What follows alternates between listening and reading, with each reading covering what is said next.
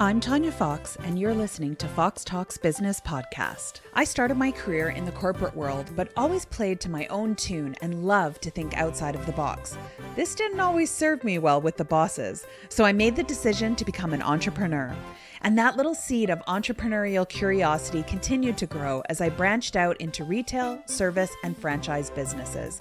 Now, I have been fortunate to have amazing successes in the last 2 decades, but they did not come without some really big failures and even bigger lessons learned. And that's why I started this podcast, not just to share the failures, but to show you how you can turn every failure into a success. We're going to hear from some amazing humans from around the world that are going to share their stories of the good, the bad, and the motivational entrepreneurial life has to offer. After all, life is too short to make all of the mistakes yourself, so why not learn from each other? And of course, we're going to have some fun, because as I always say, well, you know what? I'll tell you that at the end of the episode. Hello, Foxy listeners. If you guys had tuned into my Instagram recently on my stories, I talked about that every now and then someone answers a question that just makes me really want to interview them. Little did I know that the very next day I was going to have him on the show, because I have a question that says, is there anything that's off limits to talk about? And his answer was the airspeed velocity of an unladen swallow, which is 20.1 according to Google. But we're not going to discuss that anymore, because I do know it's off limits. I want to create a boundary. But this is going to be an amazing conversation, because that's the way it started. Craig, thank you so much for coming on the show today. Oh, Tanya, it's a delight to be here. Thank you for having me.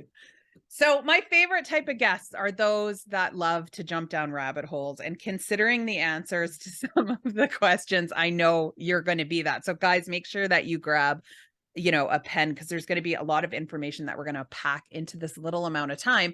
But for those that, haven't been experienced you or haven't been stalking you like I have online, can you give us a little bit of background to who you are and what it is that you do? Yeah, so I'll try and give the high speed version, but I was in high school. I was not what they would call a model student. And when I realized there was no university that anybody had ever heard of that would accept me, I thought, well, let me go do something a little bit different. And so I joined the Marine Corps, and I encountered my first great salesperson. It was my recruiter that got me to sign up for 6 years as opposed to 3 years, which is what I was originally planning to do. And so I spent 6 years in the Marines. It was amazing. Took me all sorts of places. And as my time in the Marine Corps was wrapping up, I was living in Japan at the time. And I decided I was going to become an engineer because I wanted to be creative. I wanted to go create things. So I filled out my application, walked it down to a Japanese post office, put it in the mail, got accepted, went to North Carolina State University, got a bachelor's degree in engineering, a master's degree in engineering. And then I realized, engineering is not the place to be creative. It's probably one of the least creative environments I've ever been in. You have like if you're lucky, and I was one of the lucky ones that was a design engineer, you have a very narrow scope of the project where you get to apply an ounce of creativity.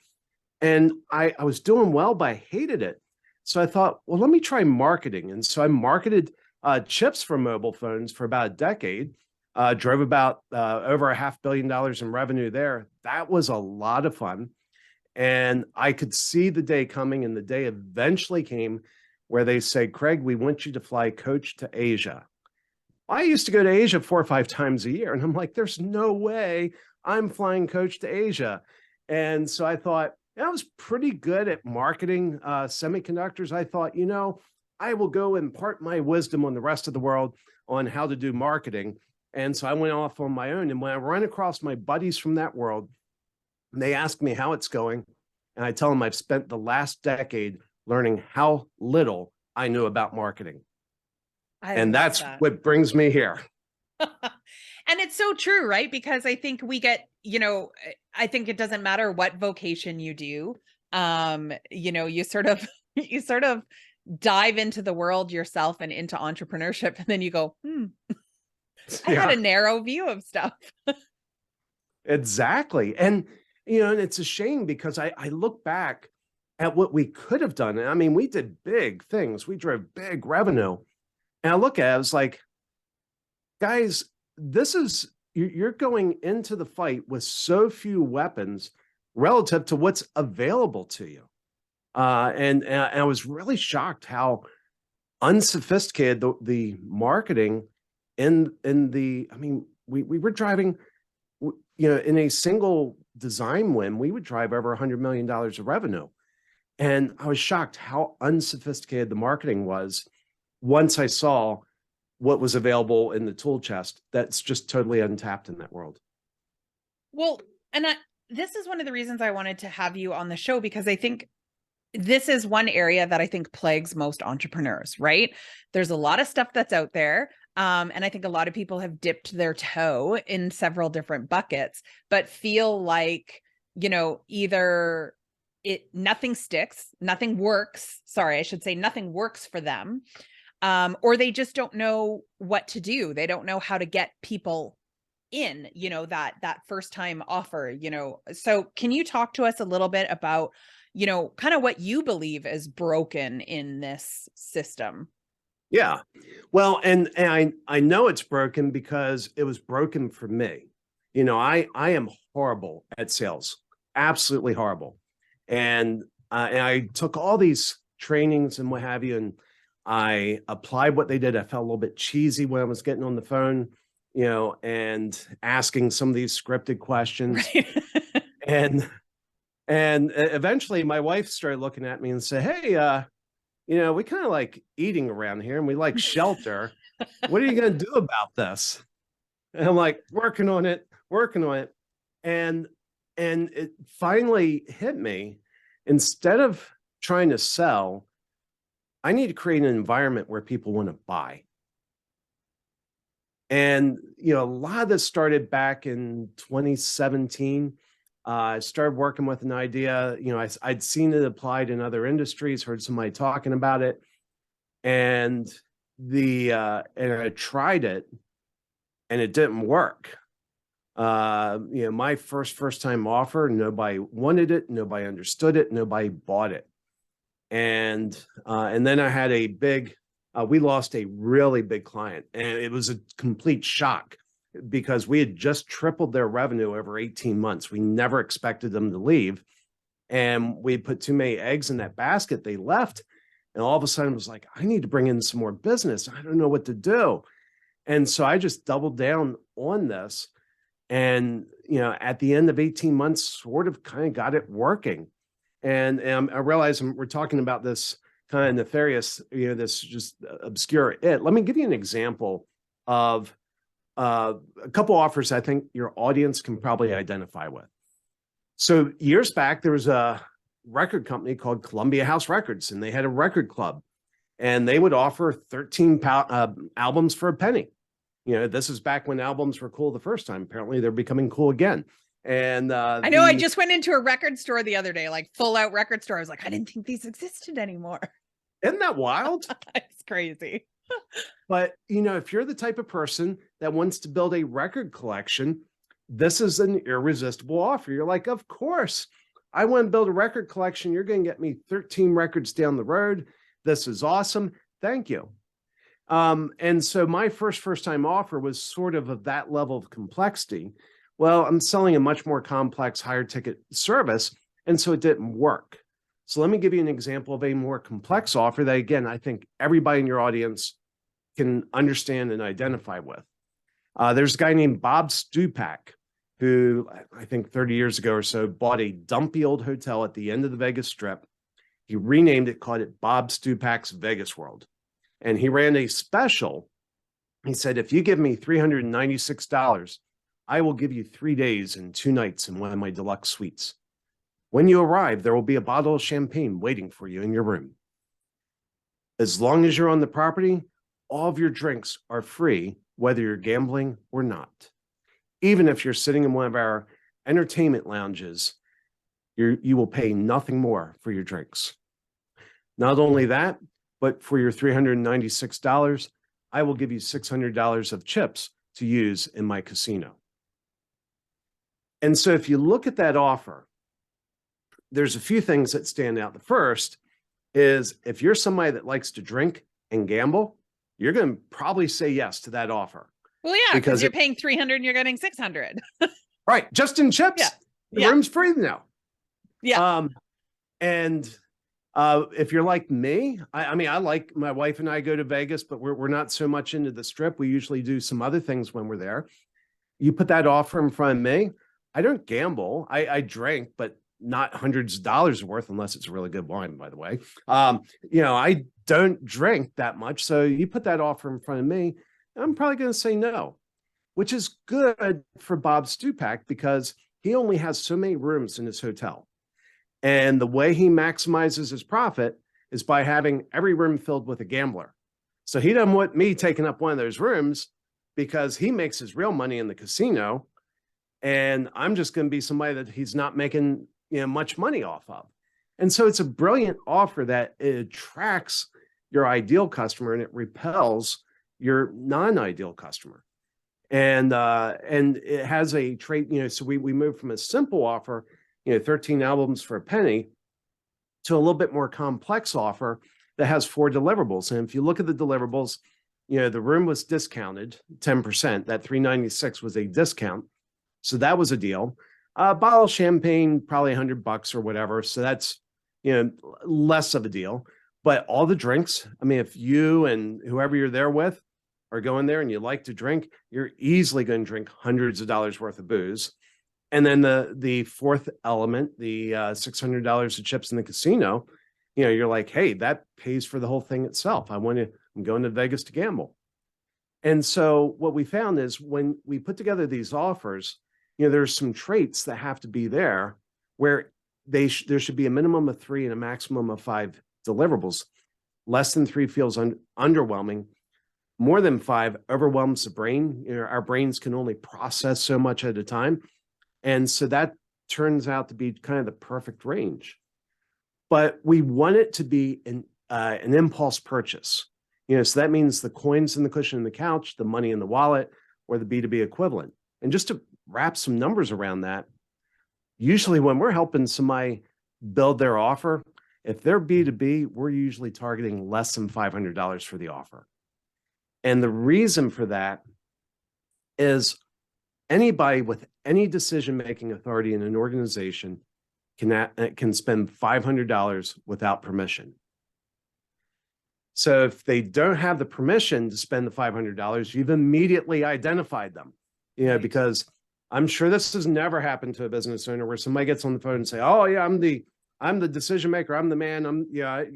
You talk to me, we're going to get it done. And I get to the end of one of my calls and make the offer and they're like, well, I need to go ask somebody for permission to spend this. I'm like, oh, so you're not the decision maker. You're not. And so the other thing is you want them to be able to spend the money. We're trying to take risk out. Think of it as like a coffee date as you meet somebody new. And coffee dates are great because you go on them because you hope they lead to bigger things, but there's a seed of doubt. And so you go on the coffee date to kind of test the waters. You drive there separately, to take out risk that way. The ladies tell me they have their girlfriend call in about 15 or 20 minutes to see if they need a rescue. And, all these things to take the risk out. And if it goes well, you move forward. Well, when you're pricing your first time offer, you don't want anybody to ever feel like they will ever be held accountable if that money is misspent. Your job is to make sure it's not misspent, but you don't want that seed of doubt to slow down the purchase. The next thing is it has to deliver a disproportionate amount of value to price. So if we're pricing an offer out at $500, we are legitimately trying to deliver $5,000 worth of value, to just overwhelm them with value, kind of like Bob Stupak did. Right.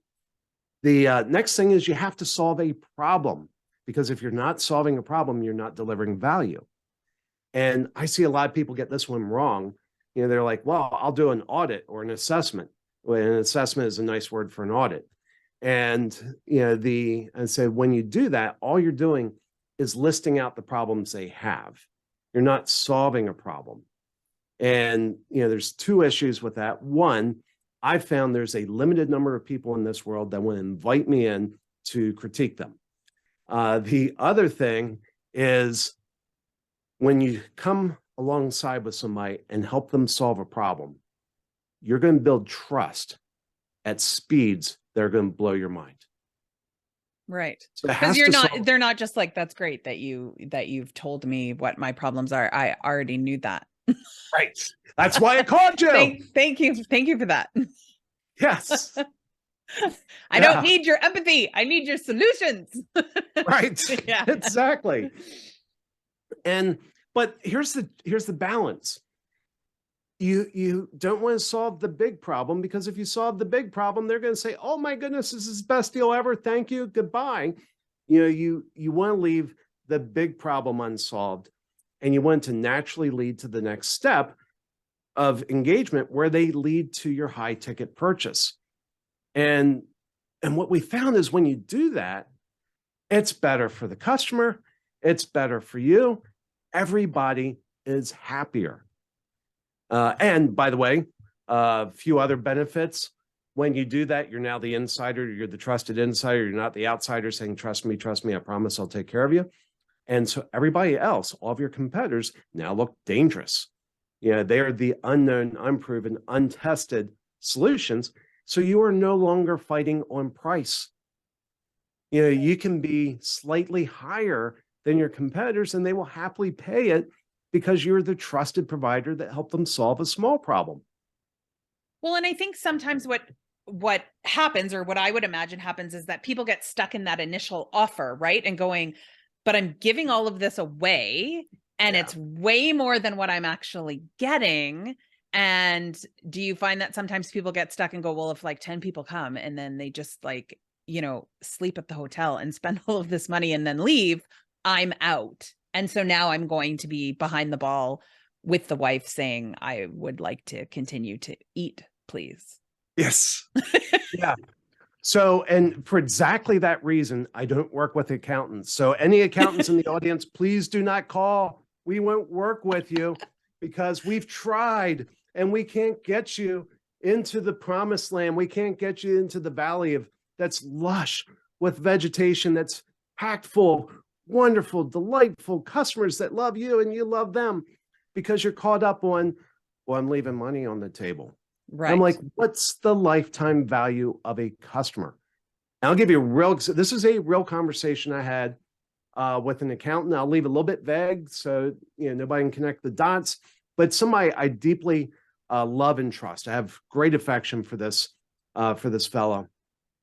And back in February, he was talking about a new service that he was going to launch, where you pay him $300 a month. And not only does he do your books, but he's going to do all of your tax planning, and he will do your tax filing when it comes due, March 15th of next year. And there would be no additional charge for that tax filing. And so that's a pretty good deal. You pay $3,600 a year, all of your books are done, and your tax filing is done. Great. And he would charge like $1,000, $1,200, something like that to do like an S corp. And so I asked him, I said, do you have capacity to take on 5 new clients immediately and do their 2022 taxes, or at least file an extension before March 15th? He said, oh yeah, absolutely. He said, I actually have excess capacity. I'm like, okay. So here's what you do. You reach out to your list and you say you have 5 spots for new clients for this program. And if they sign up now, if they sign up before March 15th, you will do their 2022 taxes for $300, and then just automatically enroll them into the program for next year. Right. And he just said, I can't do that. I'm like, why not? He said, I'm leaving money on the table. I said, no, you're getting tens of thousands of dollars of new business, and clients signed up immediately. And he could never get over that. And literally 2, what was it? Let me do the math here. 4 months after that conversation, he celebrated signing his first client. I'm like, how many thousands of dollars did you leave behind? Yeah. Because you got too chiselly about $700. You left tens of thousands of dollars on the table because, not per client, but certainly thousands of dollars on the table because you got Chisley over $700. And so that is something that I run into. Different businesses get it, different people get it, and that's, I would say, that the most important thing to make this work, you have to understand lifetime value of a client or a customer. And if you don't understand that, then you'll get in a lot of trouble in a hurry. And most of the people we run into, it's surprisingly rare when I talk to somebody and ask them what's lifetime value. Most people don't know. And so we help them figure that out. And once we figure it out, and here's the most extreme example, I was talking to somebody and I asked him, I said, well, first we had to figure out who his customer was. And it was really interesting. He thought his customer was this one group of people. And just by asking him questions, he said, you know what? I'm wrong. My customers are investors that invest in this project. It's like, okay. And I said, what's a investor worth to you? What's the lifetime value of bringing an investor in on one of your projects? And he said, probably about $5 million. We sat down, we kind of worked through it, and he said, probably about $5 million. I said, well, if a new investor is worth $5 million to your business over its lifetime, how much would you be willing, of that $5 million, would you be willing to spend to bring him on initially? And he kind of sat back and thought about it, and he said, I'd be willing to spend $1 million. If you're telling me you're going to give me $5 million, and all I have to do is give you $1 million to get $5 million, I'll do that deal all day long. Well, I mean, people do that all the time, right? Every time anybody buys a lottery ticket, that's exactly what you're trying for, right? I'm going to give you $1 to $20, and I'm hoping you're going to give me $1 million back. Right. Right. Yeah, except this is more predictable. Yeah. The deck isn't stacked against you. Yeah. I mean, because when you win, then it becomes an investment. It's not you spend, like when you're doing this with clients and customers, that money that you're leaving on the table or whatever is your investment to getting this large return back. So it's that mind shift that you have to do of not thinking of it as giving the money away. Right. Exactly. And that's it. And there's some other things that play in. And I tried to talk to my buddy, the accountant. Again, if you're an accountant, please don't call. I told my buddy, I said, one of the best things that you can do if you want to have long-term customers, you want to leave the perception that the scales are imbalanced in their favor as long as you can. So we have this internal wiring. And Robert Cialdini calls it reciprocity, that when somebody gives you something, you have an internal need to give back because you realize the scales have been imbalanced. And so we continually work to balance the scales. Well, if you want to have long-term customers, leave them with the perception that the scales are perpetually imbalanced. They'll stay with you forever. Yeah. And what better way to start the relationship than grossly imbalancing them? Well, and I think, sometimes like to you, and I say it because I came from the accounting world beforehand. And what I realized very quickly is if I could, it's okay. I disagree with most of the stuff that they did. What I wanted to do with my clients was shift that narrative where I was like, I don't want to be the person that just comes in at the end, because that's what accountants do, right? They come in at the end of the year, they do your taxes and they're like, this is how much you owe. I'm like, I want to make them money. Like, I want to be like, hey, if you do this, or if we buy this machinery at this time, this is how we're going to be able to save you. This is how we're going to play with it. And that simple thing of just like intervening beforehand made me a lot of money. I was like, this is insane. I just have this knowledge but I think sometimes we get stuck in that, right? Of going, oh, well, I don't want to give too much away. We hear everybody's like, well, you got to keep something. So I don't want to give anything away. And, and I don't want to lose money in the deal. Yeah. Not thinking, like you said, not thinking ahead of going, well, if I just kind of leave that $1,000, it's going to create tens of thousands of dollars for me. When that works, that's then becomes a great business investment. Yeah. And how much in marketing are you going to spend to go acquire that customer that's going to do that? And that's the thing that people miss.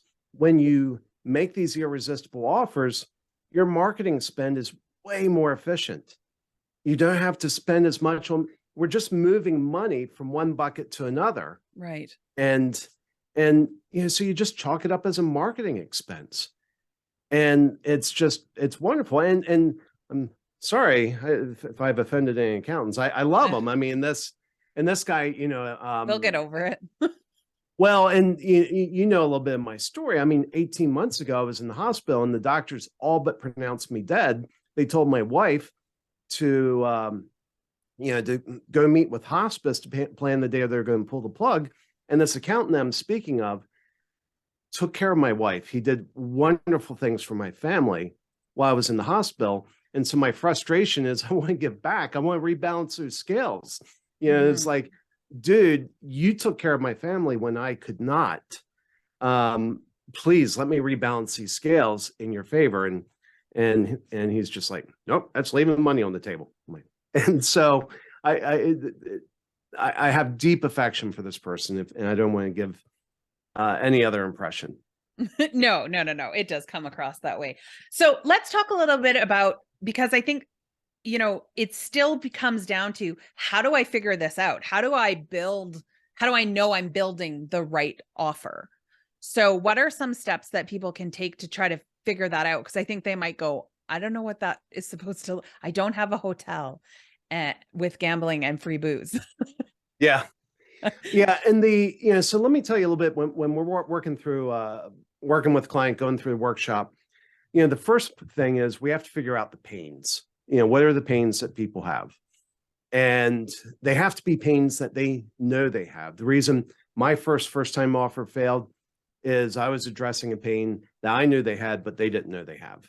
And those don't work. It has to be a pain that they are aware of. And if you get the pains wrong, everything else will fail. So the next thing you want to do is you want to put those pains into one of four buckets.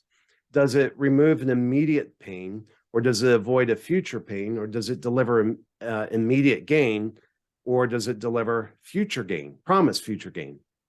And the hardest thing in the world to sell is the promise of future gain, which, by the way, is my business. We do marketing. Give us money, and at some point in the future, you'll get that money back, plus some. That's the hardest thing in the world to sell. The easiest thing in the world to sell is the removal of an immediate pain. So you have to kind of start breaking down what you do, instead of thinking it as, I do somebody's taxes or something like that. You start breaking down, where do I deliver value? When I engage with somebody, where are the value points that I deliver? And here, let me give something to the accountants in the world. This is easy because nobody does it, except for, I've seen somebody recently who does it. I'm like, oh, wow, I think I'll be giving them a call. Business owners are afraid maybe I'm not taking enough deductions. And that's an immediate pain, and so if you're doing accounting for somebody or any type of tax planning, helping them figure out, you're paying the government too much. And, I don't know anybody on the political spectrum that feels like they need to pay the government more. It's just, that's one thing we have bipartisan agreement on. I think everybody, regardless of your background, they want to pay the government less. And so that's a pain that you can tap into. And I've advised my buddy, I was like, you should make some content out there that says, hey, here are 10 tax deductions most small business owners are failing to take. And he said that's cheesy, and he hates it when his clients come to him because somebody else made that list and they're asking them about that list. I'm like, oh, so what you're telling me is it works, right? One of your existing clients downloaded that from one of your competitors, and now they're asking you about that. Yeah. Oh, that works. So, you want to identify the immediate pains. That's going to be your foot in the door. That's going to be, what goes into that offer. You want to have a minimum of 3 and a maximum of 5 deliverables. I think I mentioned less than 3 feels underwhelming. More than 5 overwhelms the brain. It's just hard for the brain to process. And there's a saying that a confused brain will not purchase. And so you don't want to confuse them with too many options. One of those 3 to 5 deliverables should represent 3 to 5 milestones that represent 3 to 5 steps that move them closer from where they are to where they ultimately want to be. So they has to help them see progress towards their goal. The one of the deliverables should be the product of a co-working session where the customer delivers, primarily is the one that delivers those results. You go in, you kind of guide them, you ask them the questions, or whatever, but the customer feels like it's their idea at the end of that deliverable, that these are their ideas, not yours. Now, the fear is, well, if they feel like it's theirs and not mine, why do they feel like they should pay me? Not an issue. Don't worry about it. They'll love you more if you do that. And it triggers a couple cognitive biases. One is the IKEA effect. The other is the endowment effect, which means they value it more highly. The other thing is when you get to the end and you're saying, hey, here's the plan, here's how we move forward, for them not to move forward would require that they reject their own ideas. And so, Right. yeah. Yeah. Isn't that cool? I like that. Yeah. Because it's true, right? Like if it's, it doesn't leave them with that dependent feeling like they weren't smart enough to figure it out. They figured it out. And I'm just thinking, I do that all the time. Oh, I didn't do it. Like you totally did it. You came up with the idea. It wasn't me, right? Like it's realizing that's a good thing that I do that. Yeah. Yeah. So that's one thing. The last deliverable, and this is going to sound confusing because it is, but I promise I will immediately simplify it. So just bear with me. The final deliverable should be the solution to a problem that's uniquely created by the successful delivery of the preceding deliverables. Okay, that's the confusing answer. Let me give an example that will make it crystal clear. If you buy a boat, you have a new problem. You actually have a lot of problems, but most of them I wouldn't talk about. I would talk about if I were selling boats and somebody came onto my boat yard and said, hey, I want to buy a boat, I would say, we're going to find the perfect boat for you. But once you get that boat, you're going to have a new problem. You're going to need to know where to dock it. Well, guess what? We have relationships with all the marinas in the area, all the yacht clubs in the area. We know their pricing. We will find the perfect place for you. We will make the introductions. As a matter of fact, if you would like, we can have your boat delivered there. So all you have to do is grab your family, grab your picnic basket, grab your cooler, head down to the dock, get on your boat, and have a magnificent day. Now, when I do that, I've shifted their point of reference. In their mind, they're no longer standing on the boatyard debating which boat to buy and whether or not they can afford it. They are now on the boat with their family, smiling family, happy, enjoying themselves. And in their mind, they're already picturing the taste of success. And at that point, it's going to be really hard not to sell them a boat. True. I like that because it's true. You're kind of like helping them along in the process and saying to them, hey, look, we solved this really great thing, which is sort of solidifying that into them and then going, so now you're going to experience this, but I got you. Right. Yeah. So you're taking them along in the journey going, it's okay. Every problem that you have, I'm going to help you through it. Yeah. Yeah.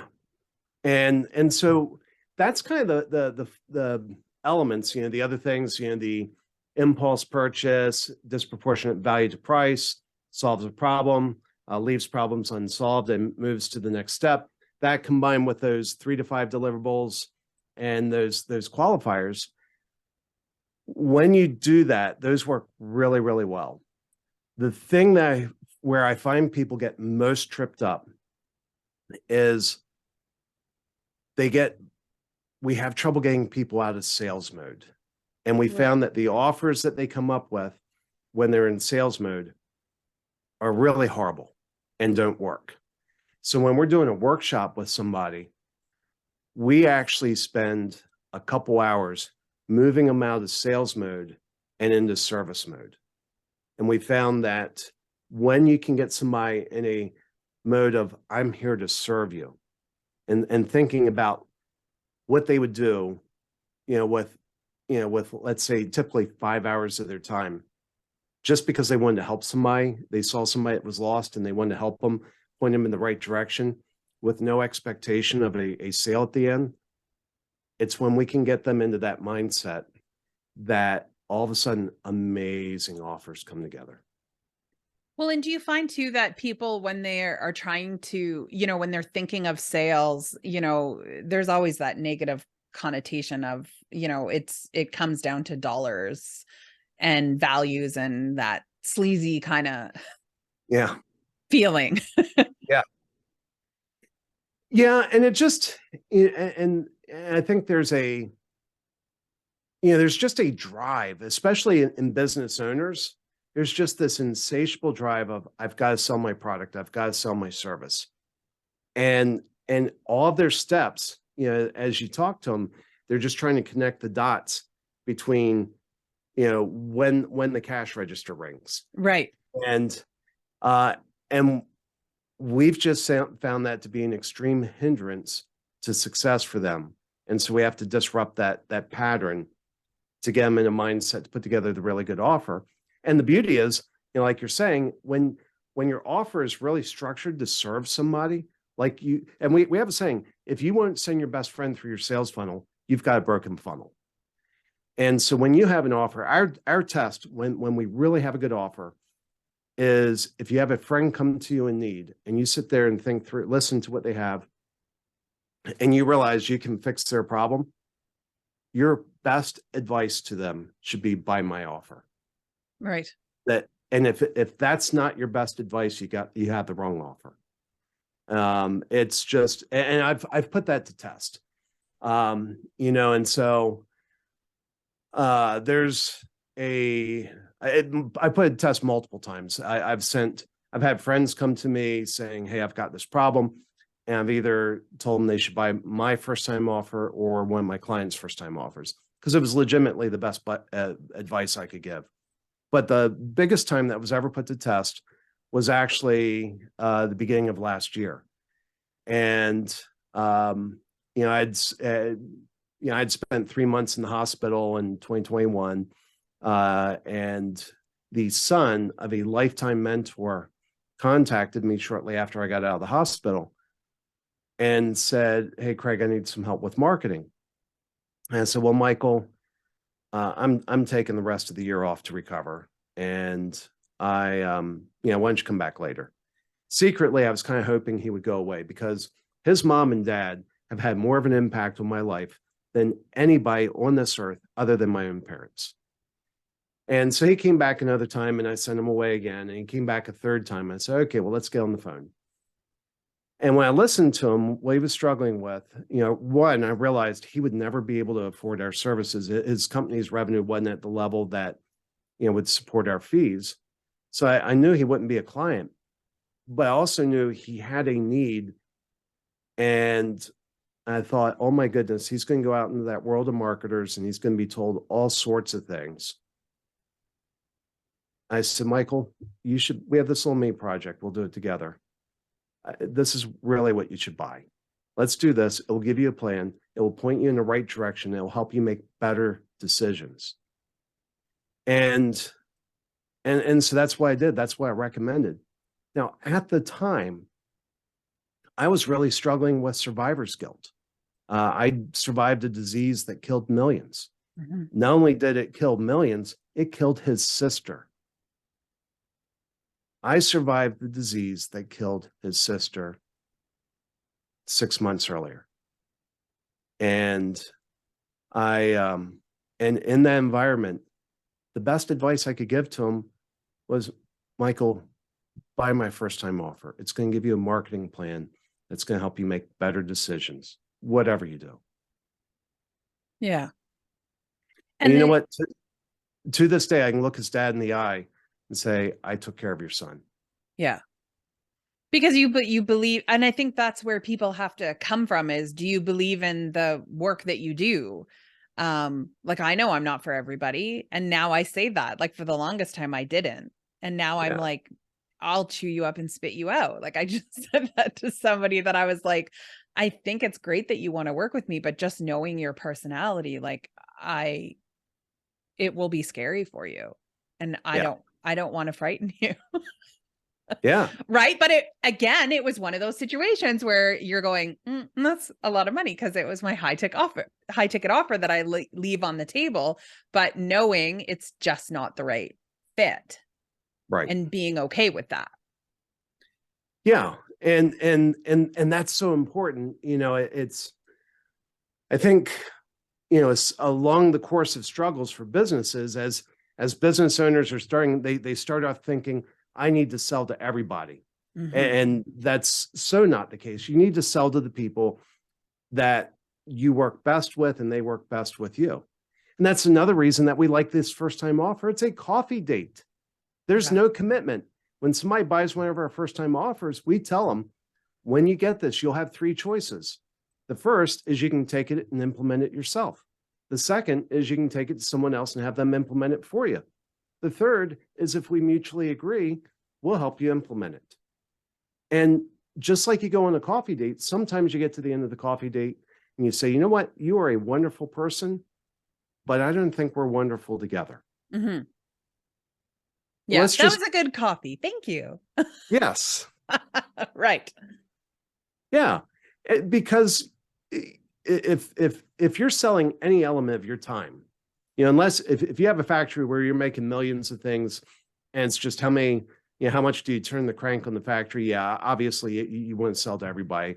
But if you're selling your time in any degree, you want to work with you want to sell to the people that work best with you. It's better for you. It's better for them. Well, and I think at the end of the day, it makes you more money because you're using less time if you know that you need people that are, self-motivated or whatever. If you get somebody that's not self-motivated and you're constantly having to be like, hey, did you do your homework? I always call it the teenager client, right? Where you're like, did you do your homework? Did you clean up your room? Have you done everything that you need to do? Like, it's just a constant, and you're like, oh my God, I can't wait till you move out. Right. Right. You don't want the teenage clients. You want the adult one who's like, yeah, I got this, hey, I did my stuff. I'm so excited. Right. Those are the ones that you're like, I can't believe I get paid to do this. Yeah. Yeah. And it's so much better. Well, and here's the other thing. I used to write proposals because that's what people in my business did. I haven't written a proposal in years, and so the way it used to go was, somebody would ask for a proposal and, there's two or three other proposals out there that they're comparing you to. And if you're truly an expert, the reality is whoever's evaluating your proposal is not fundamentally qualified to do it because they're coming to you for help. You know the important things in there. Right. And so you have this person evaluating the different proposals. For me, I would typically put 20 or 30 hours into a proposal. And more times than not, I didn't win the business. That's why I had to change. I mean, for me, it was not optional. I had to change. There weren't enough hours in the day for me to write the number of proposals that I needed to write to be able to win business. And we haven't written a proposal in years and nobody's complained. Yeah. Well, and do you find that sometimes just people get stuck in that old way of thinking that this is the way you do it? Like, I put something out there, I tell you that the value is, that I'm selling it to you for 500, but the value is 1,500. And then I have to filter through the people that are like, well, if it's 1,500, why are you only charging 500? And that's a good question. And we get that a lot. There are people who worry about that doing these first time offers will make them look, devalue their core service. Or make them look cheap or desperate. Right. We've never had that issue, never once. And the more people ask me about it, I was like, okay, why have we not had that issue? And I kind of had to step back and figure out why. And it comes down to three things. Whatever you're doing has to be high value.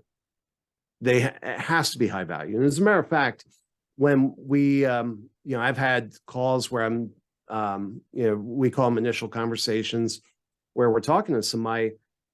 And I've had people say halfway through that where we're just asking them questions. And based on the questions we're asking, they've said, you know what? I think you're probably more expensive than we can afford. So all of a sudden they know we're high value. That's one of the reasons we don't run into that risk. So that's the first thing. What you're doing has to be high value. The second thing is you need to anchor them in what the true value is of your offer. So we tell people, and here's what we say is when we lay it out and we present the offer and they say, yeah, usually they'll say, I'm interested. How much is that? And we'll tell them, well, if you come back in a couple of weeks, the price for this will be, and we price it out. And I tell them, we have a core value of decisiveness. We find we just work best with decisive people. And we believe our first engagement with somebody should be less than $500. So if this is something you want to move forward with today, I'm going to add in a discount to bring that down to $497. So right there, we hit the second and third things. One, we anchored them in the true value of what it is, and we've given them guidance on what we typically charge for things.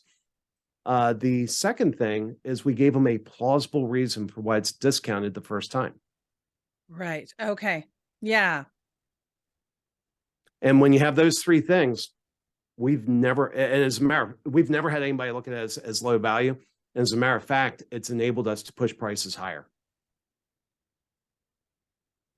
That's true. I was just thinking the last coach that I worked with did exactly that. And it worked really well because I'm still working with her. But that was exactly it. It was a 24-hour incentive. If you are ready to get started, we will book the call like in the next 3 days and I can get you in. And yeah, I was at a cheaper value. It wasn't necessarily the value for me. It was okay, I want to do this right away. Like if you're ready to make this change right away, let's go. Right. And I was like, oh, I want to do that. Yeah. Yes. Okay, great. I don't want to, whatever, fear of missing out, whatever you want to call it. But yeah, I like that, you're showing them what the value is and taking them through that. Right. Yeah. And for me, it really is an issue of decisiveness. If you want to torture me, lock me in a room with an indecisive person. There will be murder, mayhem, police will be called. It's not going to be a pretty scene.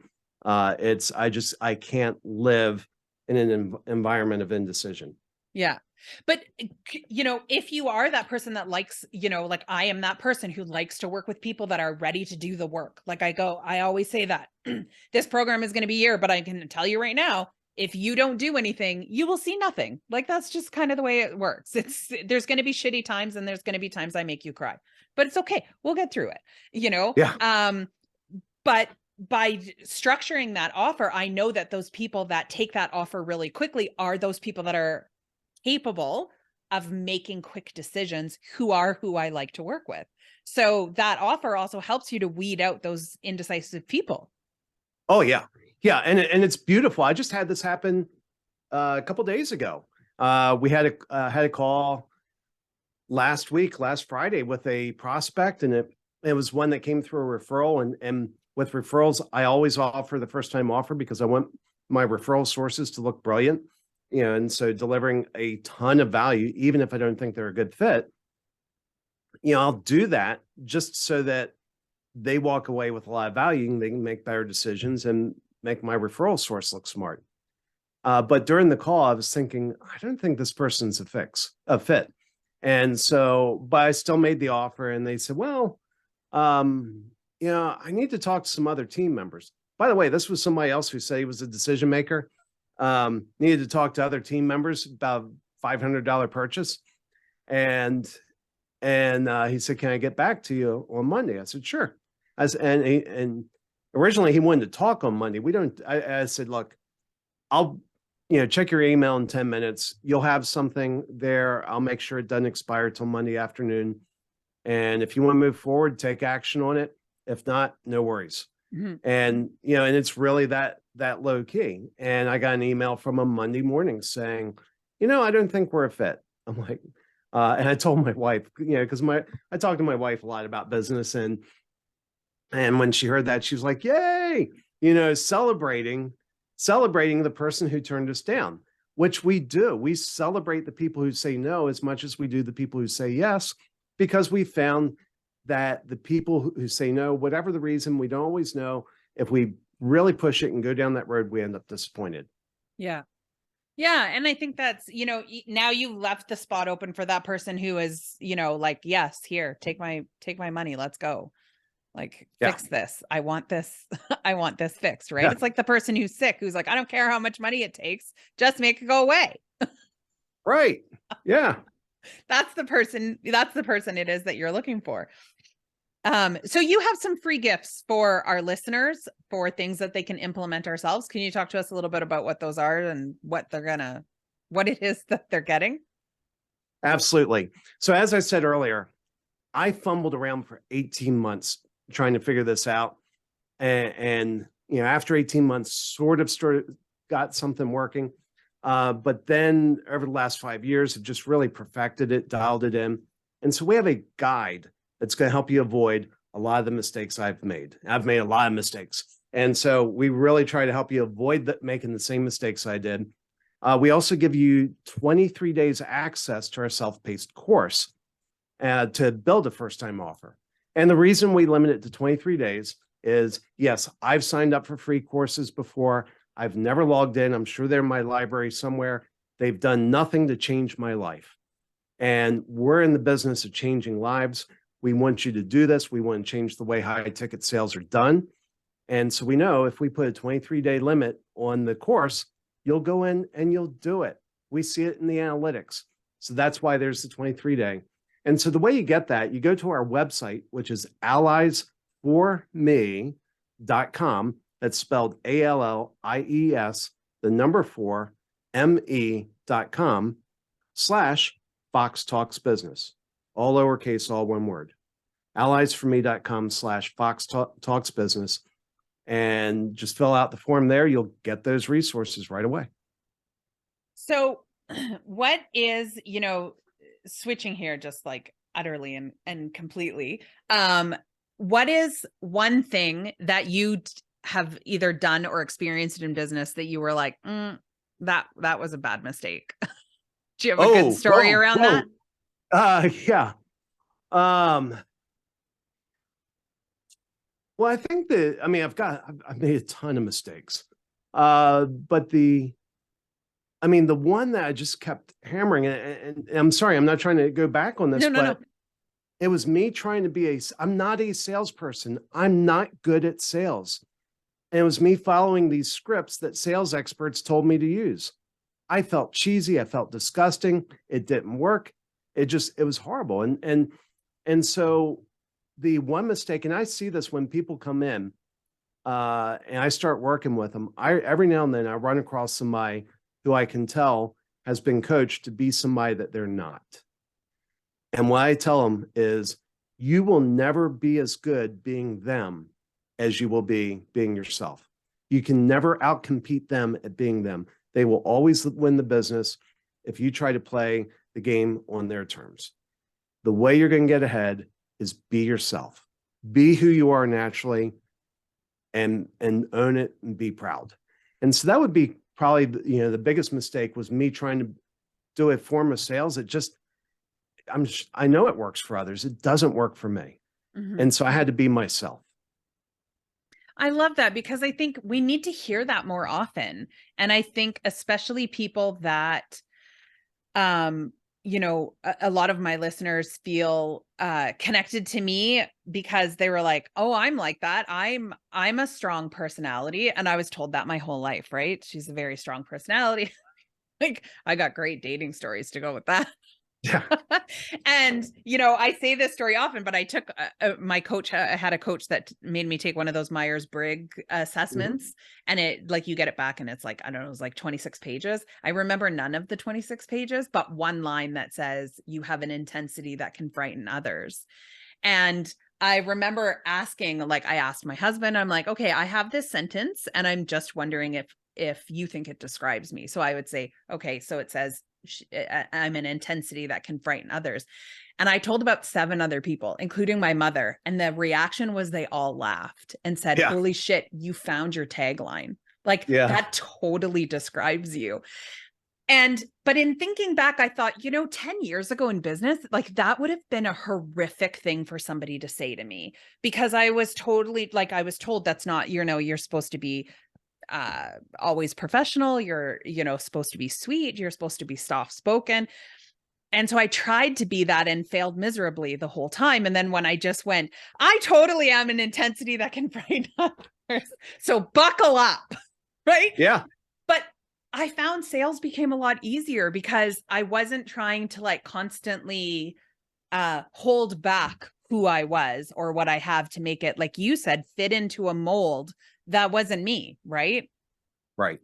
Right. Yeah. And that's the thing. You will always be best being you, and you're going to attract people that work with that. I mean, let me give you an example. Back to when I was in the hospital, I had a speech therapist, and speech therapists do a lot more than just working, on your speech and what have you.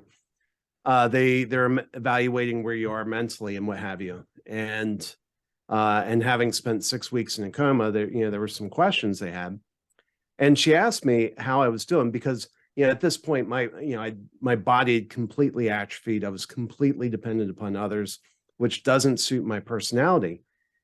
And the speech therapist asked me how I was doing about that. And I judged her very quickly in a positive way. I said, you strike me as somebody that life has taught you, you need to take care of yourself. You can't depend on others.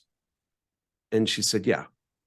And I said, and you strike me as somebody who can quickly discern incompetence. She said, yeah. I said, I've got people walking in this room every day that I'm thoroughly dependent upon, even to poop. And some walk in and I see immediately they're incompetent and I don't trust them. And I don't have enough strength to do for myself. But the reason I'm bringing up this story was she was not necessarily somebody I would want to go marry, and she's single, and I think for a variety of reasons. But in terms of professionally, she was the best speech therapist I had because she was no BS. She would give it to me straight. That's how I want it. I just feel this incredible affinity to you because you're like, cut the crap. Here's what's going on. That's the type of people I want in my life. And if that's who you are, that's the type of clients you want in your business because they're going to appreciate it. They're going to be drawn to it, especially in their moments of greatest vulnerability. Mm-hmm. And it's easier for you as well to work with people because there's that connection that's there. Yeah. Yeah. Yeah. And she was awesome. I loved her, but it's that whole thing. It's, she was very direct and what have you, no nonsense. I'm like, this is great. This is what I need because I'm starting really close to zero and I need to rebuild my life from near zero. I want people like you in my life. I don't want some mamby-pamby person that's going to say sweet nothings to me and make me feel good about myself. I want somebody that's going to put me in motion, get it done. And so, I mean, that sounds, as I'm listening to you, that's who you are. And so you want to work with people who are going to appreciate that. Yeah. I don't do and you're right. I don't do the fluff. Like I look for the coaches who I think are going to like crack the whip. Right. Cause I don't need somebody to pet me and tell me that I'm pretty. I need them to go, no, you fucked up. Yeah. Yeah, exactly. This is stupid. Why are you doing this? And then go, oh, okay. Like, yeah. Does it hurt? Sure. Hurts a little bit, but I know I'm going to fix it as opposed to somebody going, okay, well, let's try something a little different and let's ship. Like I want somebody to be like, no, that was stupid. Yeah. Cause for me, I'm like, okay, I'll remember not to do that again. Yeah. Yeah. Right. Oops. But, and that's the thing. If you're more of a soft and not, don't work with an assertive, you're going to hate it. You're going to go home and cry every night. Because they're going to say things that offend you. It's, people, so yeah, the biggest mistake that, or a big mistake, and it's hard for me to rank. When I look at the mistakes I've made, it's really hard to rank which was the biggest, but a big mistake was me trying to be somebody that I'm not. Right. And I found that I am best when I am who I am. Yeah. And that's what sets, I think, everybody who's listening, that's literally the thing that sets you apart. Yeah. In your industry and anybody else who is out there. That's like your biggest selling point, yeah. I think. Yeah, absolutely. And you're best at being you. And guess what? The other people suck at being you. They can't compete on those grounds. You will always be better at being you than they are at being you, and you will always be worse being them than they are being them. Yeah. So what going forward here for you? What is on your horizon? What do you have your eyes set on that's next? As we've been talking about building these first-time offers, we're seeing a lot of people saying, oh my goodness, I need one of those. And I think we've been talking about these for a number of years, but the economy was expanding. I mean, 2 years ago, if you couldn't sell, you truly sucked. And and now it's not that people have quit spending money. They're more careful. They're more focused on how they're spending money. And so helping businesses put together these first-time offers so they can grow during this recession. I don't know what your plans are. My plans are I'm going to grow. This year is going to be bigger than last year. Next year is going to be bigger than this year. And so companies that don't want to roll over and say, well, the economy sucks, I guess our profits are down, let's go lay off our employees and wreck their lives. For those that want to say, screw it, I'm going to figure out how to sell in this environment, we're helping those companies. Yeah. I always say, oh, I didn't get a subscription to that recession. Yes. Yeah. I'm sorry. I didn't subscribe to that. Yeah. Yeah. No, and it's been really interesting. It's, we've been talking about this for several years. And now all of a sudden people are like, oh, I need that. Yeah. And so that's a lot of our focus. My wife, my wife and I never thought we could work together. And she came to me years ago and said, hey, maybe I can help save you money by, I work for you for free. And I said, that's going to be the most expensive decision we ever make. And thankfully we didn't go that route. But we found we found an area where she does exceptionally well. And it's just, just the way things work out. It doesn't bring our conflict. It doesn't put us in conflict with each other. It doesn't challenge us. And so we're starting to work together more, in addition to the rest of the team. But I'm really excited by that. The ability for my wife to play a role in the business, and because she always has. I mean, she, when times are tough, she's playing a part in that, and she's hearing the stories. When times are good, she's playing a part in that and hearing the stories. But now it's a little bit deeper, and so that's got us both very, very excited. Oh, that's good. It's always like, I find too, like, you have to make that decision on whether it works. My husband and I can work together, but not together. Right. Exactly. We need to have separate offices and separate buildings, and then it works really well. Like you said, he does what he's really good at. I do what I'm really good at. They come together, but I don't answer well to him. I'm a horrible employee. Yeah. That's what he said. You are a horrible employee. I'm like, I am. Yes. Because I squirrel too much. And then he comes back and he's like, hey, how did that ad go? And I'm like, oh, yeah. We're filming a video about it now. He's like, what? It was 10 minutes ago. I'm like, I know, but we're just over that. Yeah. So I think it's like, wonderful that you kind of, have figured that dynamic out.